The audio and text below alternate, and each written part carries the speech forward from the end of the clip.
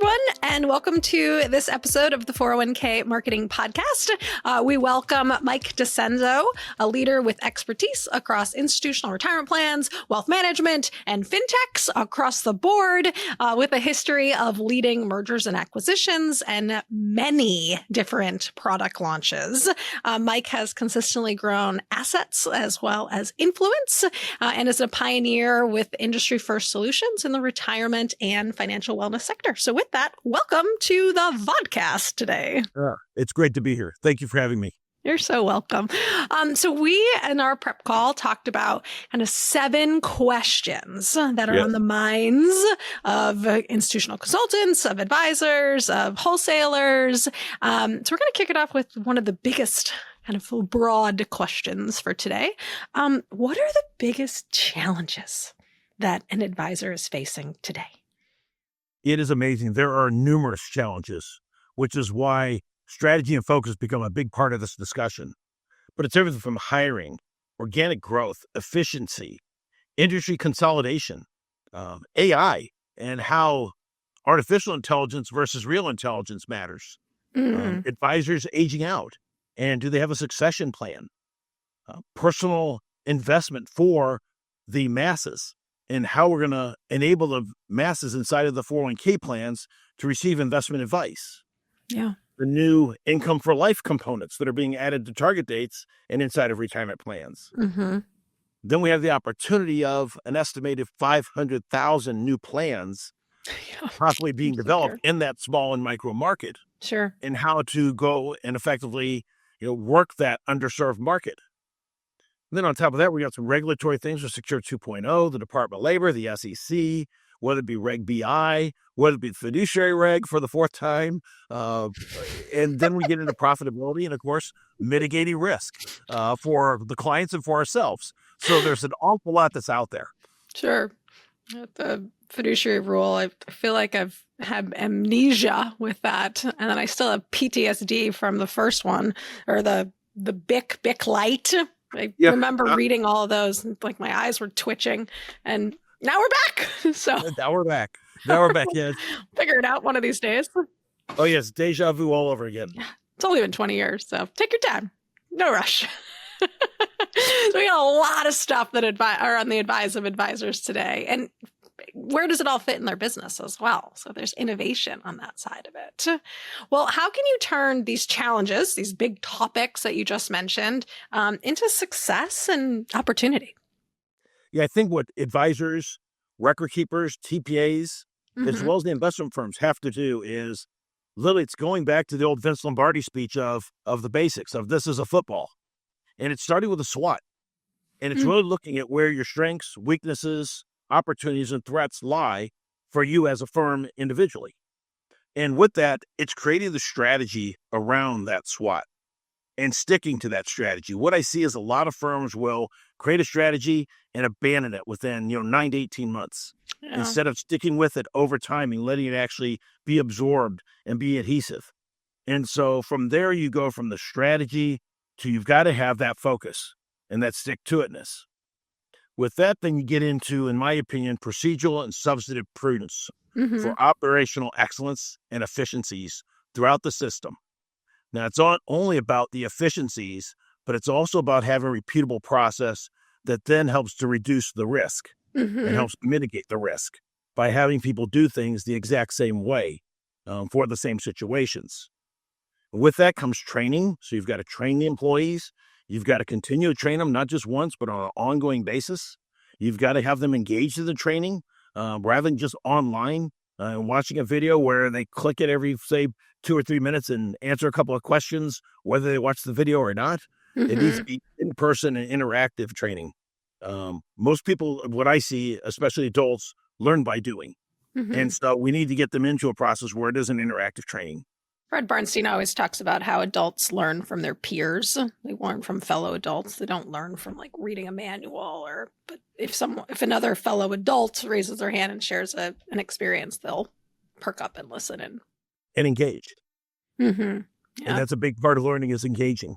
And then we get into client segmentation, which is a huge piece because a lot of advisors out there, even record keepers and TPAs, have grown their book of business, Sure. but really haven't evaluated where they're making their money and where they're not.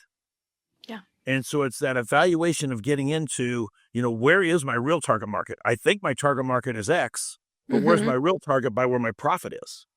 And so getting into client segmentation, then of course, execution, because we can all create the greatest plans, but if we don't execute them, then they get us nowhere. Hey, you had said, going back to the SWOT analysis for a second, that you have to give it time to develop, to grow, to nurture, to become effective. And this is one of those Einstein quotes, which is doing the same thing over and over again is the definition of insanity, which I think is just like a funny quote because anyone who's been in business for a long period of time knows like you have to do certain things over and over again in order to have traction to go towards your SWOT analysis to actually implement it. And then you also mentioned like give it that, don't abandon it in 9 months or 18 months. Based on your experience, how long do you normally recommend or see advisors like implementing it in order to get to success? And that's like a broad question. What are your thoughts on that? It's a great question, and it's going to depend on the firm and the size of the firm. But generally, it's going to be 2 to 3 years from the point of launch. So Sure. not the point of beginning the strategy and the SWOT, but the point at which it is truly launched, trained, educated, and absorbed. It'll be 2 to 3 years from there. Because what I see is a lot of knee-jerk reactions to chasing the shiny object. Or going over here because we think the revenue and profit is over here without any analysis as to where that really is working for us. And is that our client base? All right. So 2 to 3 years from the building, which is pre-launch. So whatever that build is, whether it's technology, presentation, sales and marketing, leadership material, the build, branding, then there's the launch. And then we have a 2 to 3 year sales, business development, all of the implementation side of it. Thank you. That's great. That's a really great way of reframing the business opportunity. So it's not like short sprints, but it's a marathon. Well, here's one of the things too, is your sales team is selling into what's coming. So it's not like you're waiting to get this to market once it's all done. But once you have the strategy done and you know the product development and you know the target market, then your sales team is already working toward that target market. And they're already in launch phase, even though everything else, procedural substance prudence, is being worked out in the background. Great. Thank you. That's awesome. So let's talk about how can you implement this successfully. Tell us more about that. It takes a small team. I know a lot of companies like to run by committee. And there's nothing wrong with running by committee. You definitely need more than 3 people, in my opinion, no matter the size of the company. But if you have a committee of, say, 12 people, you can get 24 opinions every time you have a meeting. Sure. The big thing is tracking every meeting, no different than you do with your clients, where you're doing an investment review or we go through a plan design review, but literally tracking the meeting. And in every meeting, it is not about talking about what the major issues are from the standpoint of what's not working. Those are all done on the side meetings. But it's about progress, where we are, who's responsible, and who's taking accountability, and where we are toward hitting the milestones. All those, we're off base, we're not hitting the milestone, that's all done outside of the meeting, not during the meeting. So the meeting that needs to be on, say, an every 2-week basis at a minimum, that needs to be for truly looking at the productivity and where we are toward the milestones and making sure everybody understands where we are. But the smaller the committee, the smaller group, the quicker, the more flexible they are going to be to getting to market. Interesting. So every 2 weeks, get your team together. It's not about complaining on what didn't work, but it's about how are we moving forward with intention and purpose to hit our goals. And then we have sidebar meetings to figure out what some of the, we'll call them hiccups or hurdles are. Yes. So where we see where the things are off, that's where the people get together outside of the meeting. Interesting. So then you keep everything on the agenda that's progress forward. Yes. Great. That's great advice. I think a lot of times so many meetings start by digging up the previous information, like who did what, tasks, what's working, what's not working. And then that eats into so much of what the agenda is supposed to be. And then you transition to the next phase of the agenda. But then you're like, oh God, I want to be respectful of everyone's time. We only have 10 minutes left. So that's great. So restructure the meetings.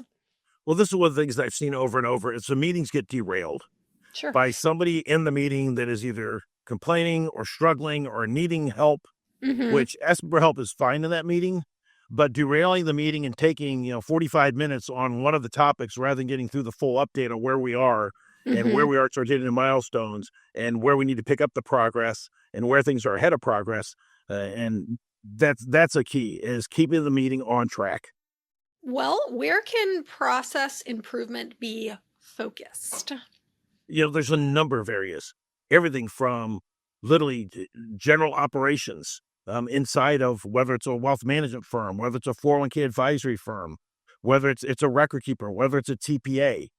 As we look at areas where the people who are running those processes generally aren't the ones giving the input to how those processes run. It's generally decided by somebody above them in an executive decision or a senior management decision making capacity, where it needs to be put down more into those groups. And that's where running individual SWATs and running individual process mapping for every process that is out there and getting the people who are actually doing the process involved in those meetings. It's literally taking butcher block paper, putting it on the wall, having everybody opt out what the process is today, and then having those people that are doing the process map out where those processes can be improved, where they're running into roadblocks, where they're running into bottlenecks, where they're running into struggles, where timing could be increased, where they see it's an outside force that's creating a timing issue for them, but getting them involved. I'm laughing because many, many moons ago, when I was an internal wholesaler, we had to print the proposals. It was somewhere around 35 pages long, and it was written by attorneys. And the signature section was it was a scavenger hunt to try and figure out all the different signatures, where, initialing, actual full signature, dating, signing off on it, checking boxes. So I used to go through and tab everything, sign here, sign here, sign here, sign here, sign here, through. So then when the advisors got the actual proposal, they could and they were in a meeting, and it's not like the advisors do this every single day. So when they looked at it, they were like, wow, this is 35 pieces of paper. That's a lot of paper, step one. And step two, where do you sign? It was like this mystery goose chase. So I would tab it for them. And guess what? We had really good sales because the advisor didn't have to guess, where do I put this signature? So I've always been a big proponent of the folks who are in the field, ask for feedback. What's working? Where do you struggle? What are some of your delays? And it could have just been where it could have been 50 pieces of paper, because at that point, what does it matter? But at the bottom, everything just said sign here. It would have been a much easier sales process. You're like, here's 50 pieces of paper and just sign. But instead it was this labyrinth that you had to go through. So I'm laughing because it brings back, and these are such simple things when you put the SWOT analysis on that individual and say, hey, what are you struggling? Where can we help you? What are some things every time you go, ooh, let's talk about that moment. Let's figure it out. Great idea.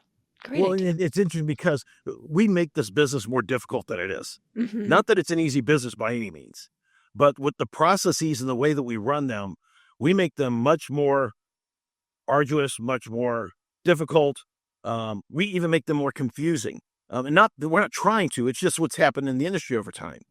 It's complex. Arissa is complex. Exactly. If we can simplify and put it in plain English for the client, for the advisors, we will expand this business even more so. Well, with 500,000 new plans expected because of the startup provisions and Secure Act mandates. Yes. Yeah. Yes. Simple would be great. Oh, and when we look at the Secure Act, we see there's a number of things that still aren't fully vetted. Right. Take the student loan matching contribution. Yeah. We still have things that need to be vetted out there. And there's some great companies out there that can help TPAs, advisors, record keepers with this, but there still is some variability there as to what the final rules are and how this works. Mm-hmm. And so the record keepers are holding back and saying, well, we're not going to spend our programming time and put it into our product list and put it in our priority list until we have clarity or further clarity on where this stands. And quite frankly, there are so many other things they're working with, the TPAs and the record keepers from the standpoint of Secure 2, that their programming resources are getting pretty taxed. One of them, and I think I mentioned this a couple times, Roth employer contributions. I love the idea. Huge Roth proponent. It's awesome. But no one's kind of figured it out yet to actually make it like a one-click solution. Instead, it's very arduous. And this is a part of what we, again, with what happened with Secure 2, mm-hmm. it was done by Congress. And so with this, it's the DOL and the IRS are trying to figure out what Congress really wanted. Mm-hmm. And the record keepers and TPAs and advisors are trying to figure out how to work this correctly within their guidance of what they put out thus far, which some of it is going to evolve even further. And so we have challenges. Yeah. And then you have the Chevron case. So now everyone's like, well, who actually signs off on this now? Do we have interpretive ability? Right. Or not? And so there's lingering questions post that too. The courts have been given much more power. Yeah. It's going to be interesting. It's going to be interesting. Like this is always it. Yeah, always interesting. So I love this question that you prepped for today. This is a real question that I wish more people talked about is, what can I charge in the market for my services and differentiation? And it's really interesting. People want to talk about how much revenue and how much. What I like to look at is it's not even how much I can charge. It's what am I charging consistently for like clients, mm-hmm. whether it be wealth management clients or retirement clients, for like services. Because what happens is we see margin compression happening in the industry, and margin compression comes in two forms. One is that you're negotiated down on your price. Mm-hmm. But number two is you have to add more services they want or more customization for the same price. Yeah. Both of those are margin compression, even though a lot of people will not consider the second one as margin compression. Sure.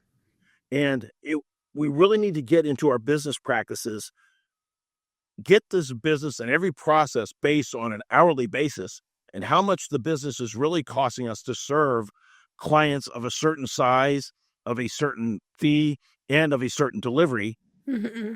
and get them into the same sort of commonality of pricing. And so it's a full process of going through and even tracking hours by client, by service, mm-hmm. and by all of our time across, whether it's one person with that client or 3 or 5 people working with that client, how we track all those hours to truly get to profitability. And there are tools out there that advisors can absolutely subscribe to. There are some complementary resources out there as well. Some BlackRock has, for example, an Excel spreadsheet that you can utilize for plan-specific business to understand profitability for revenue and profitability per hour.